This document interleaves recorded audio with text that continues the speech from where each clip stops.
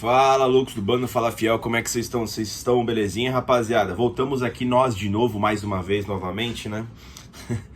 Para falar um pouquinho da coletiva de apresentação do professor Dorival Júnior, né? Foi devidamente anunciado e devidamente apresentado no Corinthians, né? Deu uma coletiva grande aí, cerca de quase uma hora, acho que foi uma hora, né, de coletiva. E vamos comentar um pouquinho sobre ela, tá? Eu acho que tem 3 pontos fundamentais nessa coletiva que vão pautar, pelo menos a início, né, o trabalho do professor Dorival Júnior, né? O que eu achei da coletiva? Achei uma boa coletiva, tá? Uma coletiva coesa. O Dorival Júnior é um cara que não pula em bola dividida. Ele vem bastante brifado, né, pra coletiva. Ele nunca foi um cara muito polêmico, né? Meus amigos já falavam, já que torcem para outros times, né, que o Dorival é um cara ponderado. Às vezes até dá um pouco de sono nas coletivas dele, né? Deu pra notar isso um pouco hoje, né? Mas achei que ele foi bastante assertivo em todas as perguntas. Achei que ele tomou as melhores respostas ali como decisão. E vamos falar disso, né? Elogiou a torcida do Corinthians, né? Eu não me apego muito a isso não, tá? Eu só acho que o cara tem que respeitar a instituição. Ele é um cara bastante profissional, mas falou com bastante zelo ali da torcida corintiana, que é uma torcida diferente, né? Da fiel torcida. Achei isso bacana, né? Completou, né, o quarteto dos 4 grandes aqui do estado de São Paulo, né? Corinthians, Palmeiras, São Paulo e Santos, né? Sente muito orgulho nisso.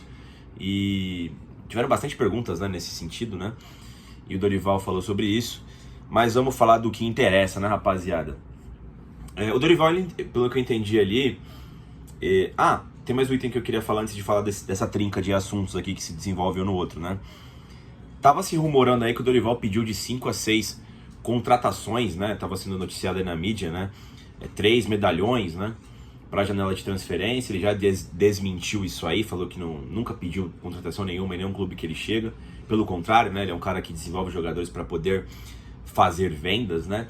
O que também essa notícia não fazia o menor sentido, né? O Pedro Silveira, que aliás foi afastado aí por doença, que estava de diretor financeiro do Corinthians, né? Tinha dito que o Corinthians iria vender alguns jogadores, talvez 1 ou 2 aí para fluxo de caixa no meio da temporada, porque o Corinthians precisa fazer dinheiro, né? E também que só iria atacar jogadores ali que estivessem sem contrato, né? Como foi o caso do Anguilleri, né? De você trazer o cara, sei lá, conseguir uma rescisão de contrato amigável com o clube vigente, ou o cara tá sem contrato de fato, né? Do que fazer contratações com transferência, né? Pagando a transferência e trazendo. O Corinthians não tem dinheiro para isso. Então tá um pouco conflitante essas notícias, né? Nem tudo você pode acreditar. Fora também a questão aí do Augusto, se vai ser impeachmentado ou não, né? Tá rolando aí o processo aí, não foi aprovado as contas do Corinthians, né? Vamos ver o que acontece aí, então tudo pode mudar pra janela. Mas a princípio não faria sentido essas notícias, né? E aí ele falou já logo de cara que não pediu porra nenhuma não e que vai trabalhar com o que tem, ele quer desenvolver os jogadores que tem ali dentro já e tentar encontrar soluções, né? E aí, galera, ele foi bastante assertivo, né? Eu acho que eram questões claras e cristalinas, pelo menos pra mim, mas que pra boa parte da torcida não. Ele falou principalmente da ausência do Galo, né, que foi bastante questionado sobre isso. E ele disse que é um jogador diferente, ganhou vários prêmios individuais na temporada passada, né, principalmente pela reta final do ano com o Corinthians, né? Então, obviamente, não é um jogador que você substitui muito facilmente, né? O Corinthians tinha encontrado um modelo de jogo com o Ramon Dias, naquele 4-4-2, né? O 4-3-1-2, né? E o Garro diferente do Renato Augusto, que poucos jogos jogava, né? Para você poder fazer um time em volta dele. O Garro praticamente jogou 2024 todo, né? Então a equipe estava entrosada, a equipe se acostumou a jogar dessa forma. Ao passo que o Garro se lesiona, você não tem o mesmo jogador ali para manter o mesmo estilo de jogo, por mais que você tente, né, com alternativas, como o Ramon, inclusive o Orlando tentou descer o Romero de 10, né? Tentaram descer o Memphis Depay de 10. Eu acho que deveriam ter forçado mais no Igor Coronado, mas o Coronado eu acho que foi por questão de lesão, que ele se machucou o ombro, né? Também ficou uma cota fora. Então o Dorival Júnior falou que vai ter que encontrar uma situação para poder equilibrar a equipe do Corinthians, né? A princípio ele quer ver por essa parte, né? De ter esse equilíbrio, e esse equilíbrio se passa encontrando no nome que já está no elenco, né? Para tentar substituir o Rodrigo Garro, né? E aí, pessoal, vai muito de encontro com o que eu sempre falei aqui no canal, né? E não tava passando a mão na cabeça do Ramon Dias. Eu achava que era muito lógico, né? Se você perde seu principal jogador, seu meia criativo, de um dia para noite, e você espera que sua equipe mantenha o mesmo nível, ou você tem muita sorte, ou os jogadores perderam valor, né? É difícil você encontrar jogadores nessa posição que sejam bons, né? Como o Garro é.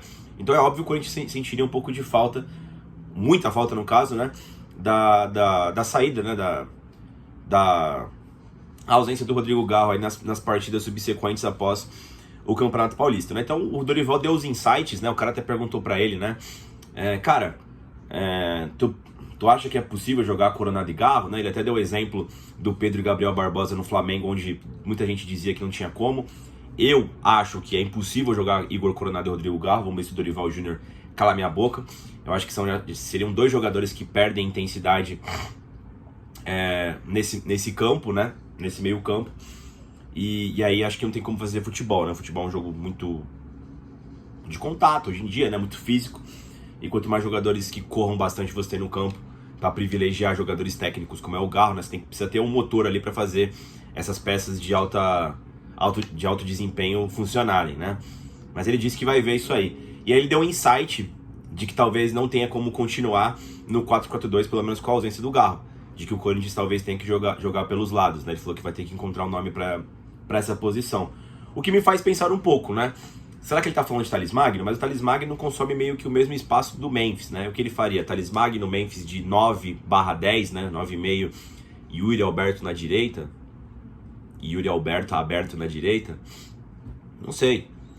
Ou ele sobe o Carrilho para ser o ponta direita, de fato, e ele completa o meio campo, não sei. Com Breno Bidon, Martins e Ranieri. Ou... é isso, né? Breno Bidon, Alex Santana, talvez, não sei, mais o meio campista. Ou o Breno Bidon, Igor Coronado e Ranieri. Eu já acho isso aqui muito aberto, né? A questão é que o Dorival Júnior ele deixou em aberto aí essa questão de como ele vai encontrar a ausência do Garro. Mas, mano, pra mim era muito cristalino, tá ligado, mano? O Corinthians tem um período de adaptação com o Ramon Dias ali antes dele ser demitido, passando dificuldade sem o Garro. Acontece que a diretoria não teve paciência, né? Muita gente falou que o trabalho chegou ao seu limite, que o técnico não tinha repertório. Acho que não tinha repertório no segundo tempo para substituições, né?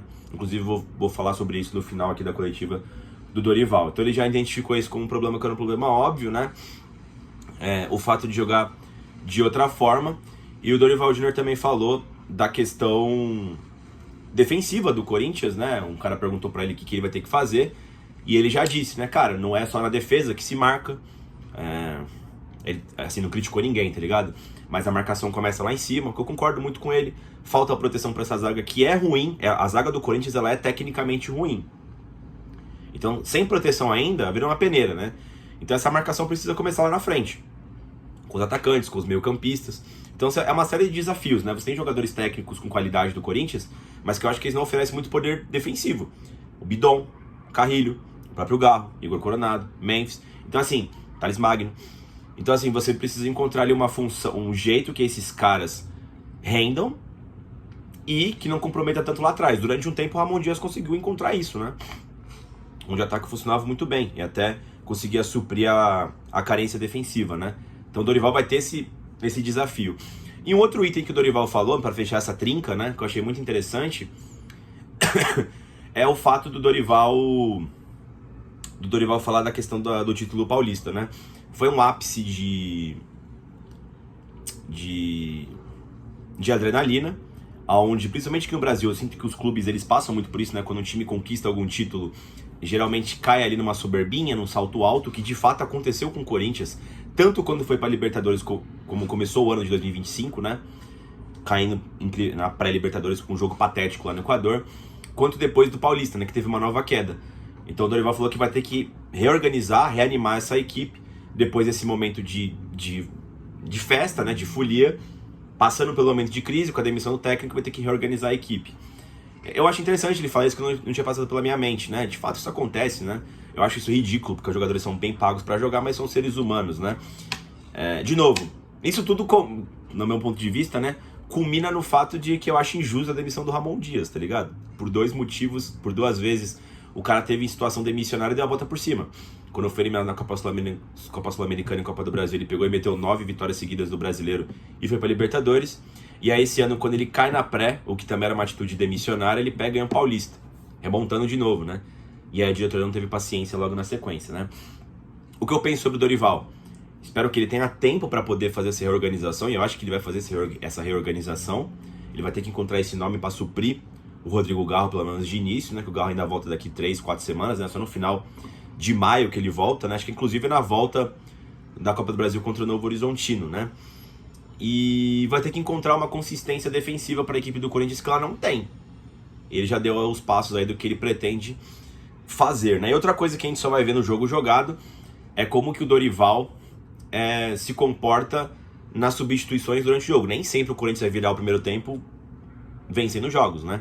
E por muitas das vezes, ou até 100% das vezes, quando o Ramon Dias estava nesse momento, ele não conseguia dar a volta por cima, né? Ali nesse sentido, no meio do jogo, fazer umas... Pô, o Ramon Dias foi um dos técnicos que eu mais vi errar em substituições, tá ligado? Mano, assim, de fuder com tudo, né? Então, se o Dorival melhorar um pouquinho nisso, né? E trazer essa questão pro Corinthians, né?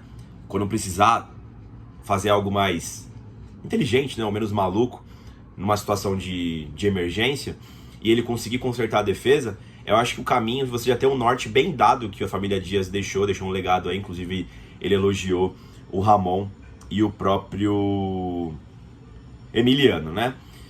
Bom, eu acho que é isso, pessoal, que da coletiva do Ramon Dias, do Dorival Júnior. O resto, pelo menos pra mim, não são muito importantes, né? Deu explicações do porquê ele priorizou competição A ou competição B com o São Paulo, com o Flamengo, né? Eram situações diferentes, respondeu sobre coisas da seleção, né? Pra mim, meio que não importa, né? E queria saber de vocês, se vocês acham que o Dorival atacou os problemas corretos. Eu acho que sim, quero saber a opinião de vocês. E o que vocês esperam do trabalho do Dorival Júnior, certo? Dito isso, pessoal, deixa o like no vídeo, se inscreva no canal e vai Corinthians!